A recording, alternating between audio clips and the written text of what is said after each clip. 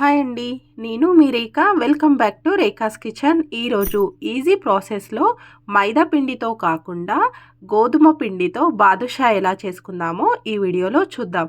ఇలా గోధుమ పిండితో బాదుషా చేశారంటే చాలా బాగుంటుందండి. మనకు బాదుషా జ్యూసీగా చాలా టేస్టీగా వస్తుంది. ఎలా చేసుకుందామో చూద్దాం. బాదుషా చేయడానికి నేను గోధుమ పిండిని తీసుకుంటున్నానండి. ఈ బౌల్తో 2 బౌల్స్ వరకు గోధుమ పిండిని తీసుకోవాలి. మైదా పిండి కాకుండా ఇలా గోధుమ పిండితో కూడా మనం బాదుషా చేసేసుకోవచ్చు.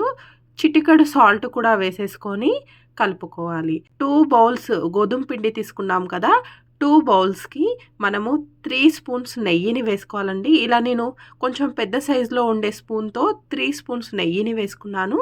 అలాగే 1/2 టేబుల్ స్పూన్ బేకింగ్ పౌడర్ని కూడా వేసేసుకోవాలి. అలాగే ఏ స్పూన్తో అయితే మనం నెయ్యి తీసుకున్నామో అదే స్పూన్తో 3 స్పూన్స్ వరకు పెరుగుని కూడా తీసుకోవాలి. మనం ఇలా పెరుగుని గట్టిగా ఉన్న పెరుగుని తీసుకుంటే మనకు టేస్ట్ చాలా బాగుంటుందండి. మనం 2 బౌల్స్ మైదా పిండికి ఇలా 3 స్పూన్ నెయ్యి, 3 స్పూన్స్ పెరుగుని వేసుకొని బాగా కలిసేలాగా కలుపుకోవాలి. ముందుగా ఇలా పెరుగు నెయ్యి మొత్తం పిండిలో బాగా కలిసేలాగా ఇలా కలపాలి. మొత్తం కలిసిన తర్వాత మనకి ఇలా ముద్దలా అయిందంటే మనకు బాదుషా కరెక్ట్గా వస్తుంది. కొన్ని వాటర్ని యాడ్ చేసుకుంటూ మనము పిండిని ముద్దలాగా తడుపుకోవాలి. సేమ్ మనం చపాతీ పిండికి ఎలా తడుపుకుంటామో అలాగే తడుపుకోవాలండి. కాకపోతే కొంచెం సాఫ్ట్గా ఉండేలాగా తడుపుకుంటే మనకు బాదుషా టేస్ట్ చాలా బాగుంటుంది. ఇలా పిండి మొత్తం తడిపేసిన తర్వాత మరొక స్పూన్ నెయ్యిని కూడా వేసేసుకొని మరొకసారి బాగా కలిపేసి పిండిని ఒక 10 మినిట్స్ పాటు ఇలా మనం పిండి మరి లూజ్గా కాకుండా మరి గట్టిగా కాకుండా ఇలా తడుపుకోవాలి. ఇలా 10 మినిట్స్ పక్కన పెట్టేసుకొని షుగర్ సిరప్ ఎలా చేసుకుందామో చూద్దాం. మనం ఏ బౌల్తో అయితే పిండి తీసుకుంటామో అదే బౌల్తో షుగర్ని తీసుకోవాలి. నేను ఈ బౌల్తో పిండి తీసుకున్నాను కదా, అందుకే ఇదే బౌల్తో 2 బౌల్స్ వరకు షుగర్ని తీసుకోవాలి. అలాగే 2 బౌల్స్ వరకు వాటర్ని కూడా వేసుకొని మరిగించుకోవాలి. మీరు దేనితో అయితే తీసుకుంటారో వాటితోనే అన్నీ తీసుకుంటే మనకు బాదుషా స్వీట్ కరెక్ట్గా సరిపోతుంది. ఇలా షుగర్ని మొత్తం మెల్ట్ చేసేసుకొని కొద్దిసేపు పాటు మరిగించుకోవాలండి. మనకు మరీ తీగ పాకం రావాల్సిన అవసరం లేదు. మనకు లైట్గా జిగురుగా ఉన్నప్పుడు తీసేస్తే సరిపోతుంది. మనం గులాబ్ జామునకి ఎలా పానకం చేసుకుంటామో అలా చేసుకుంటే సరిపోతుంది. అలాగే ఒక 5 వరకు ఇలాచీని ఇలా దంచేసుకొని వేసేసుకోవాలి. పొట్టుతో పాటు వేసేసుకుంటే మనకు ఇలాచీ ఫ్లేవర్తో చాలా బాగుంటుందండి. అలాగే నేను బాదుషా మంచి కలర్ కోసం మనకి ఇలా కలర్ వేస్తే కొంచెం కలర్ఫుల్గా టేస్టీగా చాలా బాగుంటుంది. అందుకే నేను కొంచెం రెడ్ ఫుడ్ కలర్ వేసుకున్నాను. ఇలా రెడీ అయిన పానకంని మూత పెట్టేసి పక్కన పెట్టుకోండి. ఆ తర్వాత మనం ముందుగా పిండి తడుపుకున్నాం కదా, ఆ పిండిని తీసుకొని మరొకసారి బాగా కలిపేసుకొని మనం ఇప్పుడు బాదుషాలని రెడీ చేసేసుకుందాం.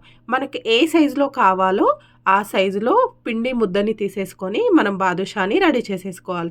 నేను ఈ సైజులో తీసుకొని ఏమీ లేదండి, ఈజీగా మనం 2 చేతుల మధ్యలో పెట్టుకొని రౌండ్గా చేసేసి ఇలా ప్రెస్ చేసి మధ్యలో హోల్ పెట్టేసామంటే మనకు బాదుషా రెడీ అయిపోతుంది. ఈజీగా చేసేసుకోవచ్చండి. ఇలా మిగతా బాదుషా మొత్తం చేసేసుకొని రెడీగా పెట్టుకుంటే మనం ఈజీగా ఫ్రై చేసేసుకోవచ్చు.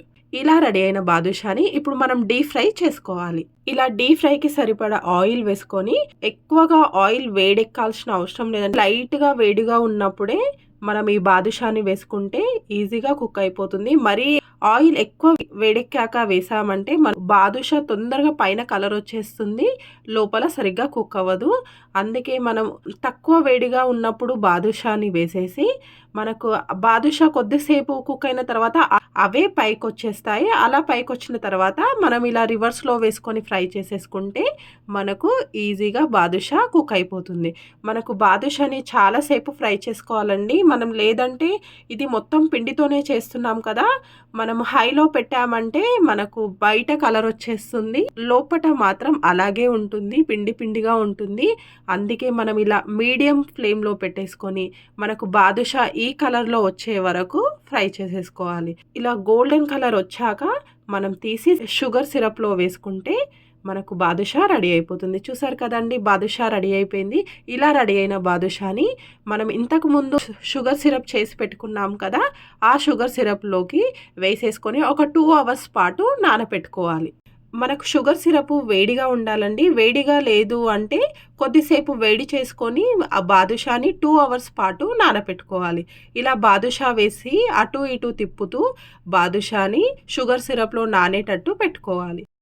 ఇలా 2 అవర్స్ తర్వాత బాదుషాని తీసి ప్లేట్‌లోకి పెట్టుకుంటే మనకు టేస్టీగా ఉండే బాదుషా రెడీ అయిపోతుంది. మీరు ట్రై చేయండి. Thank you for watching.